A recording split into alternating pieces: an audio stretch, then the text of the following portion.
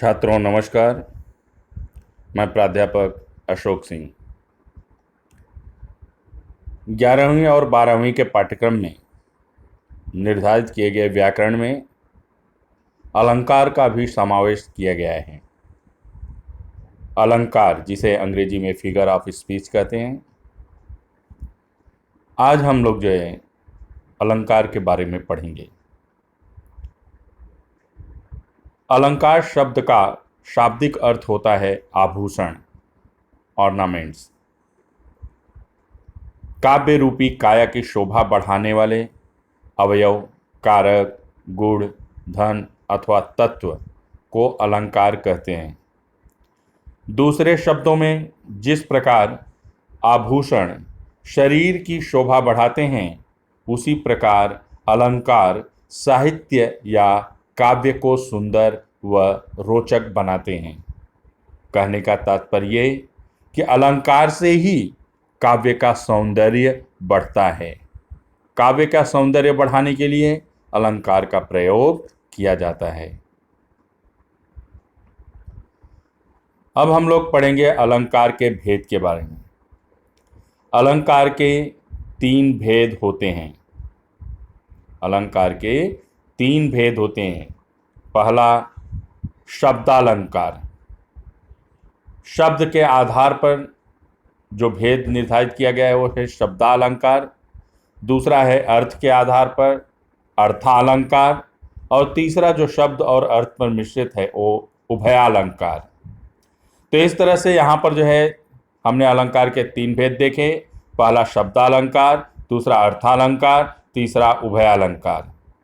लेकिन 11वीं और 12वीं को मिला करके हमें सिर्फ शब्दालंकार और अर्थालंकार के बारे में ही पढ़ना है। अब हम लोग जो है शब्दालंकार के बारे में पढ़ेंगे। शब्दालंकार, जहाँ शब्दों के प्रयोग से सौंदर्य में वृद्धि होती है और काव्य में चमत्कार आ जाता है, वहाँ शब्दालंकार माना जाता है। एक बार ध्यान से सुनिए। जहाँ शब्दों के प्रयोग से सौंदर्य में वृद्धि होती है। किसके सौंदर्य में?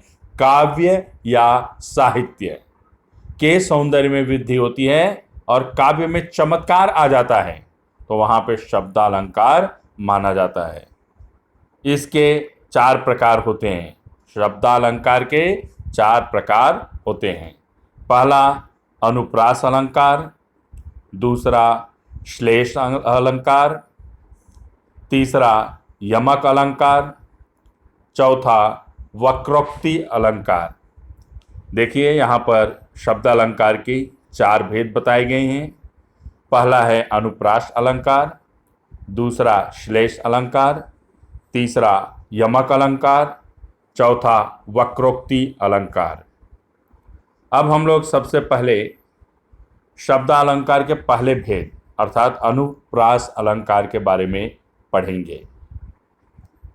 अनुप्रास अलंकार, जब किसी वर्ण की आवृत्ति 2 या 2 से अधिक बार हो तो वहाँ अनुप्रास अलंकार होता है।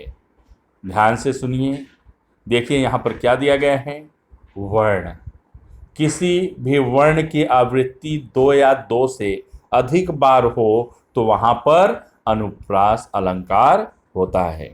उदाहरण के लिए, तरन तनुजा तट तमाल तरुवर बहुछाए। पहला उदाहरण, तरन तनुजा तट तमाल तरुवर बहुछाए। देखिए यहाँ पर त वर्ण 1 2 3 4 5 बार आया हुआ है। तरन में त, तनुजा में भी, तट में भी, तमाल और तरुवर में भी। तो इस तरह से त वर्ण की आवृत्ति पहले उदाहरण में 5 बार हुआ है, अतः यहाँ पर अनुप्रास अलंकार है। चारु चंद्र की चंचल किरणें खेल रही थी जल थल में। यहाँ पर देखिए च वर्ण की आवृत्ति 3 बार हुई है। चारु में, चंद्र में और चंचल में।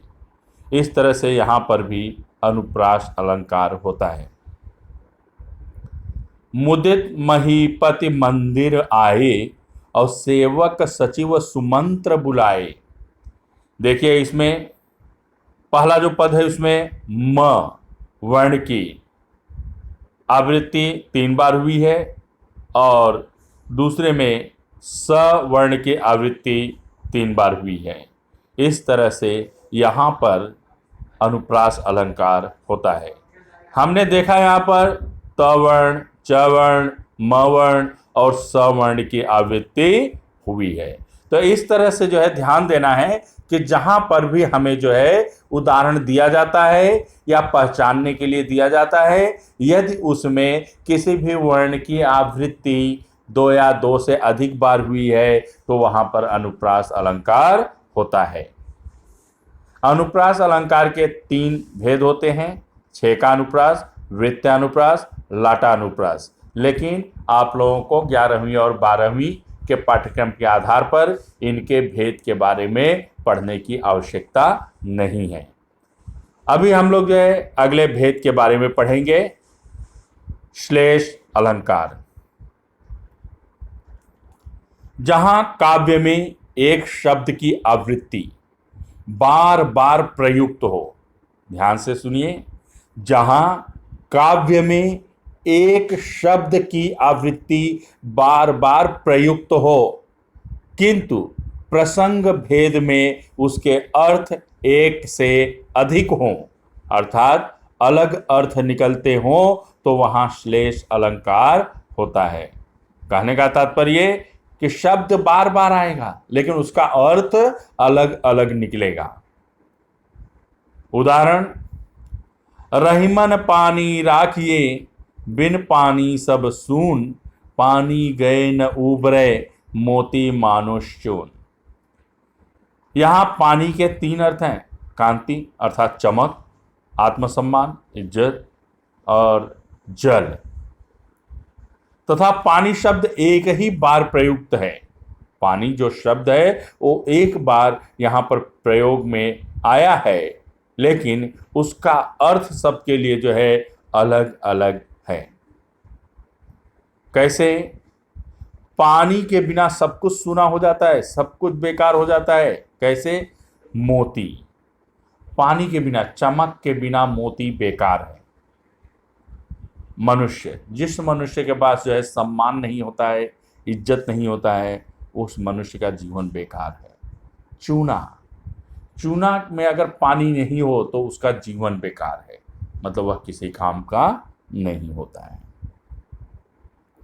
इस तरह से यहाँ पर रहीमन पानी राखिए बिन पानी सब सून, और पानी गए न उबरे मोती मानुष चून, ये श्लेष अलंकार है। दूसरा उदाहरण है, चिरजीवी जोर जुरे क्यों न स्नेह गंभीर, को घटिए वृषभानुजा वे हलधर के वीर। आपको परीक्षा के दृष्टिकोण से सिर्फ उदाहरण को ध्यान में रखना है। जो उदाहरण जो है आपको पढ़ाए जा रहे हैं या आपके पाठ्य पुस्तक में दिए हुए हैं, वही उदाहरण जो है परीक्षा में पूछे जाएंगे और आपको उसे पढ़ करके पहचानना होगा कि वहाँ पर कौन सा अलंकार है। सिर्फ पहचान करके नाम लिखने के लिए आपको अंक दिया जाएगा। अब हम लोग अगले भेद की तरफ बढ़ते हैं। तीसरा भेद, यमक अलंकार। जहां शब्दों या वाक्यांशों की आवृत्ति एक से अधिक बार होती है। ध्यान से सुनिए, जहां शब्दों या वाक्यांशों की आवृत्ति एक से अधिक बार होती है लेकिन उनके अर्थ सर्वथा भिन्न होते हैं, अलग होते हैं, वहां यमक अलंकार होता है। उदाहरण, कनक कनक से सौगुनी मादकता अधिकाय, वा खाए बौराय जग और या पाए बौराय। यहां पर कनक शब्द की 2 बार आवृत्ति हुई है, अर्थात कनक शब्द 2 बार आया है, जिसमें एक कनक का अर्थ है धतूरा और दूसरे कनक का अर्थ है स्वर्ण, गोल्ड। एक को पाने पर जो है लोगों में जो है नशा आ जाता है, और एक जो है खाने पर, धतूरा खाते ही लोग बौरा जाते हैं, पगला जाते हैं, नशे में आ जाते हैं, और सोना मिलने पर, स्वर्ण की प्राप्ति जिसको हो जाती है तो उसे जो है वो समझो कि पैसे का नशा, उस सोने का नशा आ जाता है। फिर आगे दूसरा उदाहरण है, 3 बेर खाती तेवे 3 बेर खाती है। बेर और बेर, 3 बेर और 3 बेर खाती है। एक में बेर जो खाने वाला बेरी है, और दूसरी बार जो है बेर का अर्थ है समय, 3 बार। एक का अर्थ होता है 3 बार खाती है, और एक का अर्थ होता है बेर अर्थात बेरी, जो बोर होता है उसके खाने की बात की जा रही है। इस तरह से यहाँ पर देखा जाए तो अर्थ अलग है, इसलिए यमक अलंकार होगा। अब हम अगले भेद की तरफ बढ़ते हैं। चौथा भेद है वक्रोक्ति अलंकार।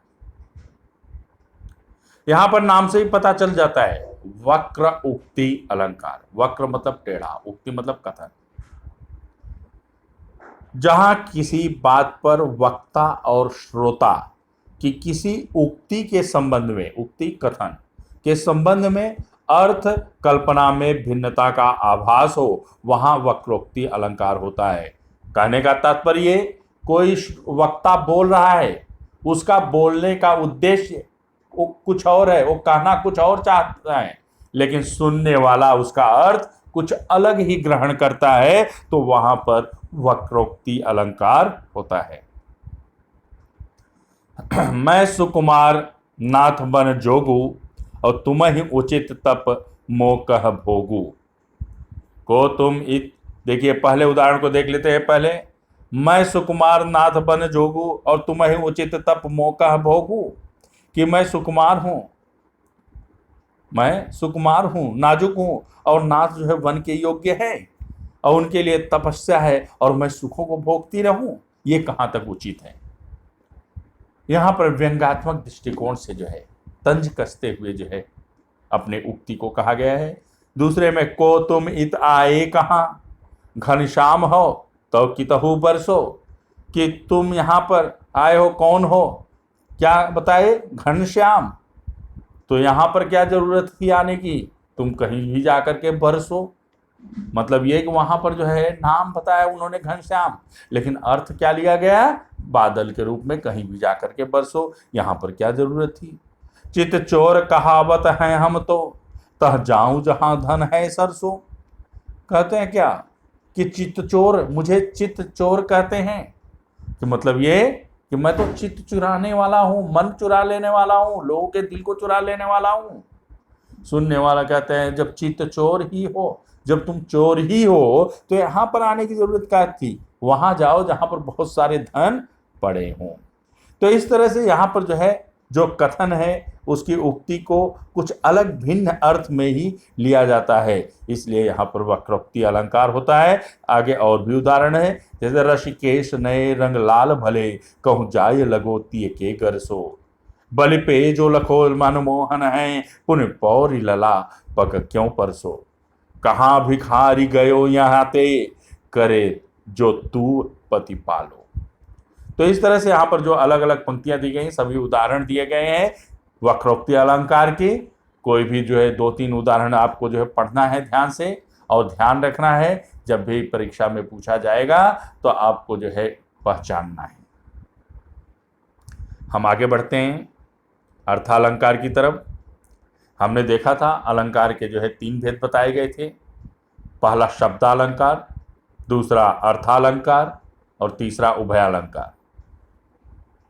छात्रों ने 11वीं कक्षा में शब्दालंकार के बारे में पढ़ लिया था। 12वीं कक्षा में अर्थालंकार का समावेश किया गया है, और इन दोनों का समावेश जो है बोर्ड की परीक्षा के लिए किया गया है। अभी तक हमने शब्दालंकार और उसके भेद के बारे में पढ़े, अब हम जो है दूसरे भेद अर्थात अर्थालंकार के बारे में पढ़ेंगे। जिस अलंकार में अर्थ के माध्यम से काव्य में चमत्कार या सुंदरता उत्पन्न होता है वहां अर्थालंकार होता है। अर्थ के माध्यम से, अर्थ के सहारे जब जो है काव्य में चमत्कार पैदा हो तो वहां अर्थालंकार होता है। अर्थालंकार के मुख्य भेद यहां दिए हुए हैं। 5 मुख्य भेद हैं। उपमा अलंकार, रूपक अलंकार, उत्प्रेक्षा अलंकार, अतिशयोक्ति अलंकार और दृष्टांत अलंकार। छात्र एक बार फिर से सुने। अर्थालंकार के यहाँ पर 5 प्रमुख भेद दिए गए हैं। उपमा अलंकार, रूपक अलंकार, उत्प्रेक्षा अलंकार, अतिशयोक्ति अलंकार और दृष्टांत अलंकार। अब हम लोग ये इसके भेद के बारे में पढ़ने जाएंगे। सबसे पहले हम लोग लेते हैं उपमा अलंकार, जहां रूप, रंग, गुण, धर्म, क्रिया या आकार के आधार पर किसी एक वस्तु की तुलना दूसरी लोक प्रसिद्ध वस्तु से की जाती है, वहां उपमा अलंकार होता है। कहने का मतलब ये कि कोई भी एक चीज है, कोई भी वस्तु है, कोई भी सामान है, उसकी तुलना, उसका कंपैरिजन कोई फेमस जो वस्तु है, लोक प्रसिद्ध नामचीन वस्तु है, उसके साथ किया जाता है, तो वहां उपमा अलंकार होता है। अर्थात जहां उपमेय की तुलना उपमान से की जाती है वहां उपमा अलंकार उत्पन्न होता है। उदाहरण: चरण कमल सम कोमल, चरण कमल सम कोमल, हरिपद कोमल कमल से, राधा वदन चंद सो सुंदर, जिय बिनु देह नदी बिनु वारी, तैसे ही अनाथ पुरुष बिनु नारी, पीपर पात सरस मन डोला। यहां पर देखिए 1 2 3 4 5 उदाहरण दिए गए हैं। पहला उदाहरण क्या है? चरण कमल सम कोमल, कि चरण कैसा है? कमल के समान कोमल है। चरण मतलब पैर, पैर कैसे हैं? कमल के फूल के समान नाजुक। मतलब ये पैर की तुलना कमल से की गई है। हर पद कोमल कमल से, दूसरे में भी वही है, हर पद कोमल कमल से। हर ईश्वर के पैर कमल के समान कोमल है। पहले में और दूसरे में, दोनों में, पहले में पैर के लिए चरण शब्द का प्रयोग किया गया है, दूसरे में पद का प्रयोग किया गया है। राधा वदन चंद सो सुंदर, तीसरे में राधा के वदन को, शरीर को चांद के समान जो है सुंदर बताया गया है। मतलब ये राधा के जो है आनंद को, चेहरे को चंद्रमा के समान सुंदर। अगला उदाहरण: जिय बिनु देह नदी बिनु वारी, जिय बिनु देह नदी बिनु वारी, कि देह जो है बिना जीव के और नदी बिना पानी के, वारी पानी, बिना पानी के बेकार है। कैसे? तैसे ही अनाथ पुरुष बिनु नारी, वैसा ही जीवन जो है पुरुषों की होती है, नारी के बिना, स्त्री के बिना। यहाँ पर जो है अनाथ पुरुष हो जाते हैं नारी के बिना। नारी के बिना पुरुष कैसे हो जाते हैं? अनाथ। जैसे कि जो है वही हालत हो जाती है पुरुषों की, जो हालत जो है शरीर की हो जाती है बिना जीव के। अगर आत्मा ही न रहे तो शरीर निर्जीव हो जाता है, बेकार हो जाता है। पानी न हो, सूखी नदी किसी काम की नहीं होती है। ठीक उसी तरह से अगर स्त्री साथ में न हो, नारी न हो, तो पुरुष बेकार है, अनाथ हो जाता है। यहाँ पर इस तरह से जो है उदाहरण को जो है दिया गया है और उसमें उपमेय की तुलना उपमान से किया गया है। एक और उदाहरण यहाँ पे है, पीपर पात सरस मन डोला, कि पीपर के पत्ते के समान मेरा मन डोला। पीपल के पत्ता, पीपल का जो पत्ता है वो हमेशा हिलते डुलते रहता है, चंचल है, स्थिर नहीं है, वैसे ही मन भी चंचल है। तो मन की तुलना जो है पीपर के पत्ते के साथ किया गया है। तो यहां पर इस तरह से उपमा अलंकार का उदाहरण दिया गया है। थोड़ा ध्यान से पढ़ने पर इसकी तैयारी आसानी से की जा सकती है। अब हम अगले जो है भेद की तरफ बढ़ते हैं। रूपक अलंकार, जहां उपमान और उपमेय के भेद को समाप्त कर उन्हें एक कर दिया जाता है। उपमान और उपमेय मतलब ये कि जिसकी उपमा दी जा रही है और जिसके साथ दी जा रही है, उन दोनों के भेद को, अंतर को मिटा दिया जाता है। उपमेय या उपमान को एक रूप मैन मान लिया जाता है। एक रूप, यहां पर गलती है थोड़ी सी, मैन नहीं मान लिया जाता है, वहां रूपक अलंकार होता है। तो क्या कहते हैं, उपमेय या उपमान को एक रूप मान लिया जाता है, वहां रूपक अलंकार होता है। एक वस्तु को दूसरे के साथ इस प्रकार रखना कि दोनों में अंतर दिखाई न पड़े, एक जैसे दिखाई देने लगे, तो वहां पर रूपक अलंकार होता है। वैसा ही रूप दिखने लगता है, दूसरे का रूप धारण कर लेते हैं, वो अलग नहीं रह जाता है। जैसे पायो जी मैंने राम रतन धन पायो, पायो जी मैंने राम रतन धन पायो, चरण सरोज पखारन लागा, चरण सरोज पखारन लागा।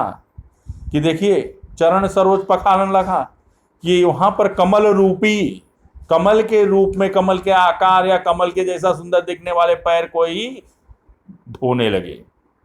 पायो जी मैंने राम रतन धन पायो, मैंने तो राम रूपी रत्न को प्राप्त कर लिया, पा लिया, रतन और राम एक हो गए। यहां पे चरण और सरोज कमल एक हो गया, उनका स्वरूप रूप एक हो गया। सिंधु सेज पर धरा वधु, अब तनिक संकुचित बैठी सी। सिंधु सेज पर, समुद्र रूपी बिस्तर पर धरा वधु, ये पृथ्वी वधु के समान है, विराजमान है, ऐसा आभास हो रहा है। सिंधु क्या है, सेज है, उसके ऊपर बैठी कौन प्रतीत हो रही है, ये पृथ्वी।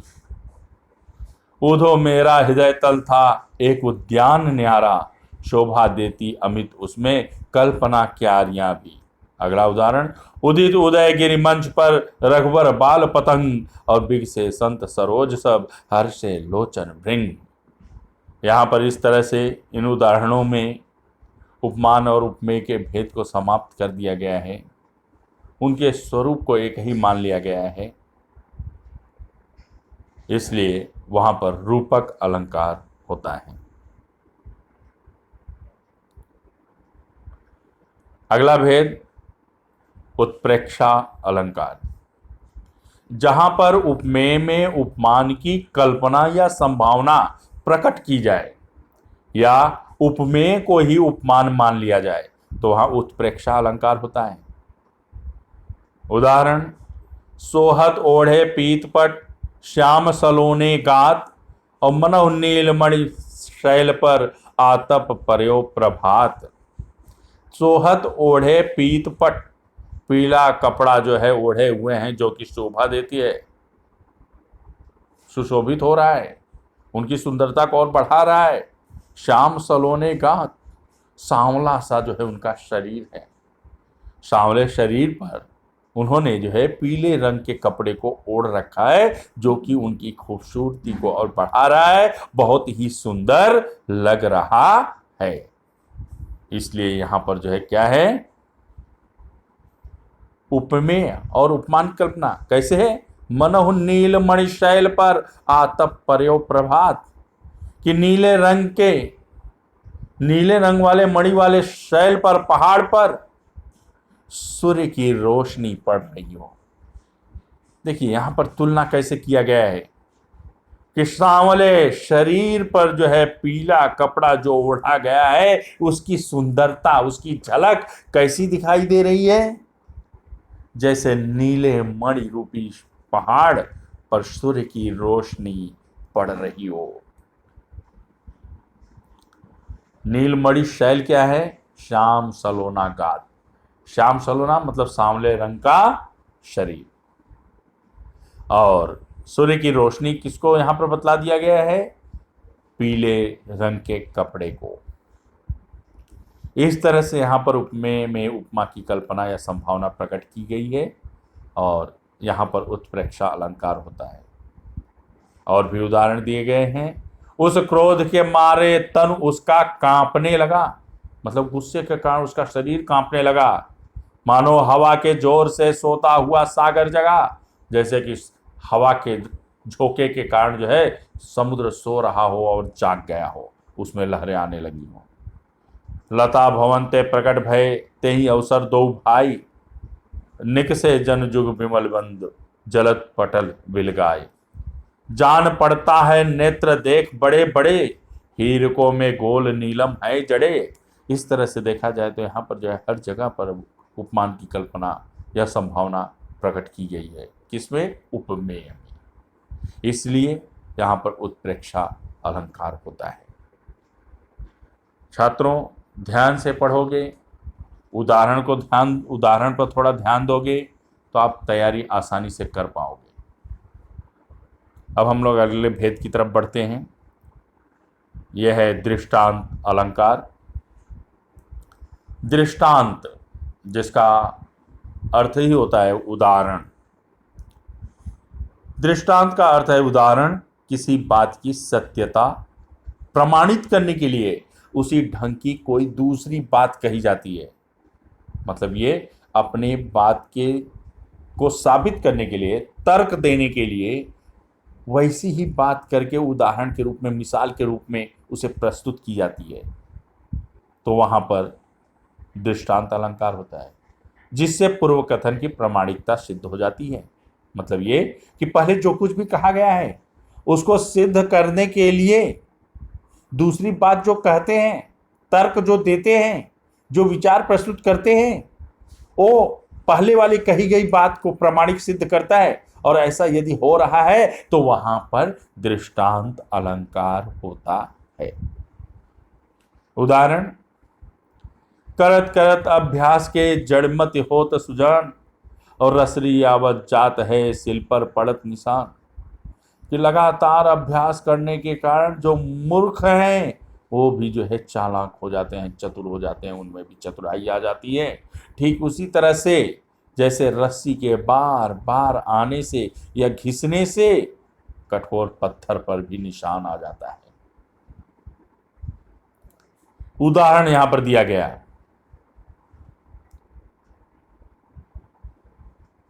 सबय सहायक सबल कहे कौन निबल सहाय, पवन जगावत आग ही दीप हृदय बुझाए। सबय, सभी लोग जो है ताकतवर, जो है शक्तिशाली, जो है जो बलशाली है, उसकी सहायता करते हैं, उसका साथ पकड़ते हैं, उसके साथ में चलते हैं, उसकी मदद करने के लिए आतुर होते हैं। जो कमज़ोर है उसका साथ कोई नहीं पकड़ता, उसकी मदद करने के लिए कोई आगे नहीं आता है। यही हालत हवा की भी है। हवा क्या करता है? हवा, पवन, आग ताकतवर है, वहां पर हवा चलती है तो आग और फैलता है और विकराल रूप धारण कर लेता है, और छोटा सा कमजोर असहाय लाचार दिया, दीपक, लैंप को बुझा देता है। इस तरह से देखा जाए तो यहां पर जो दृष्टांत दिया गया है, जो उदाहरण दिया गया है, वो प्रामाणिकता सिद्ध करती है, इसलिए दृष्टांत अलंकार। अगला उदाहरण है, एक म्यान में दो तलवारें कभी रह नहीं सकती हैं, किसी और पर प्रेम पति का नारियां नहीं सह सकती हैं। उदाहरण जो दिया गया है यहाँ पर जो है म्यान और तलवार और पति और स्त्री, बहुत ही अच्छा उदाहरण दिया गया है। और जहाँ पर अपने बात को बताने के लिए, उसकी प्रामाणिकता को सिद्ध करने के लिए तर्क के रूप में दूसरे उदाहरण को प्रस्तुत किया जाता है, मिसाल दिया जाता है, वहाँ पर दृष्टांत अलंकार होता है। अब हम लोग जो है अगले भेद की तरफ बढ़ते हैं, जो कि अंतिम भेद है, पांचवा अर्थालंकार का, अतिशयोक्ति अलंकार। अतिशयोक्ति मतलब उक्ति को, कथन को, अपनी बात को बढ़ा चढ़ाकर कही गई हो, बड़ाई की गई हो। जहां पर लोक सीमा या लोक मान्यता का अतिक्रमण करके किसी विषय का वर्णन किया जाता है, मतलब ये कि किसी भी चीज का वर्णन बढ़ा चढ़ा करके किया जाता है, तो वहां पर अतिशयोक्ति अलंकार माना जाता है, अर्थात अत्यंत बढ़ा चढ़ाकर कही गई बात। उदाहरण, हनुमान की पूंछ में लग न पाई आग, लंका सारी जल गई, गए निशाचर भाग। कि हनुमान के पूंछ में आग लगाई गई थी और हनुमान ने पूरी लंका को जला दिया, जला करके राख कर दिया, वहां से सारे राक्षस भाग गए, लेकिन हनुमान जी की पूंछ नहीं जली। दूसरा उदाहरण, पड़ी अचानक नदी अपार, घोड़ा उतरे कैसे पार, और राणा ने सोचा इस पार, जब तक चेतक था उस पार। कि रास्ते में जो है एक बड़ी नदी जो है पड़ती है, जिसमें बाढ़ का पानी भरा हुआ है, उसे देख करके घोड़ा भी ठिठक गया, नदी में उतरने से रहा। और ये स्थिति देखते ही राणा अभी सोच रहे हैं इस बारे में कि क्या किया जाए। उनके सोचते ही निर्णय नहीं ले पाते हैं, या सोच ही रहे थे कि जो है तब तक जो है चेतक नदी के उस पार पहुंच गया। पत्रा हितित पाइया, हुआ घर के चौपास, नित प्रति पुण्य रहो, आनंद ओप उजास। जिस घर में नायिका रहती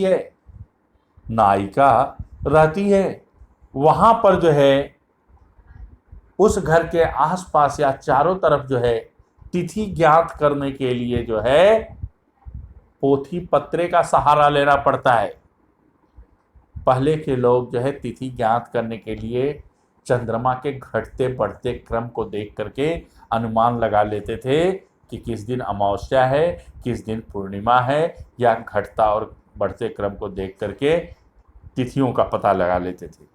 लेकिन जिस घर में वो नायिका रहती है वो इतनी सुंदर है, या उसके चेहरे के इतनी गोरी है कि उसके कारण जो है अगल बगल में जो है हर रात जो है पूनम की रात होती है, पूर्णिमा की रात होती है। इसलिए चंद्रमा को देख करके तिथि का ज्ञान लगाना, तिथि का पता करना वहां के लोगों के लिए मुश्किल हो जाता है। क्यों? नित्य प्रति पुण्य रहो, आनंद ओप उजास। क्योंकि हर रात जो है वहां पर पूनम की रात होती है, पूर्णिमा होती है। किस कारण से? उस नायिका के चेहरे के उजाले अर्थात आभा या प्रकाश के कारण। इस तरह से यहाँ पर जो है बढ़ा चढ़ा करके जो है उसकी खूबसूरती को, उसके चेहरे के जो उजाले को, प्रकाश को, चमक को प्रस्तुत किया गया है। अर्थात जहाँ पर भी अपनी बात को बहुत एक सीमा से जो है आगे बढ़ करके जो है बड़ाई की जाए, प्रस्तुत किया जाए, बढ़ा चढ़ा करके बात कही जाए, वहाँ पर अतिशयोक्ति अलंकार होता है। यहाँ पर हमने शब्दालंकार और अर्थालंकार के बारे में पढ़ा, जिसको ध्यान से पढ़ने से इसकी तैयारी की जा सकती है और परीक्षा की जो है दृष्टिकोण से बहुत ही महत्वपूर्ण है। इसके लिए परीक्षा में 2 अंक निर्धारित किए गए हैं, जिसमें उदाहरण दिए जाएंगे। हमें पहचान करके जो है लिखना होगा कि वहाँ पर कौन सा अलंकार है। मुझे पूरा विश्वास है कि यह वीडियो देखने के बाद छात्रों को अलंकार समझ में आ गया होगा। उन्होंने अलंकार के भेद के बारे में भी सीख लिया होगा, उनका पूरा मार्गदर्शन हुआ होगा। यदि किसी भी तरह की कठिनाई है, समस्या है या संदेह है, समझ में नहीं आया है, तो बेशक जो है आप अपनी समस्या से मुझे अवगत कराएं। वीडियो के नीचे जो है यहाँ पर कमेंट में आप कमेंट करके जो है अपनी समस्या से मुझे अवगत कराएं। मैं पूरा प्रयास करूँगा आपकी समस्या का समाधान करने का। बहुत बहुत धन्यवाद।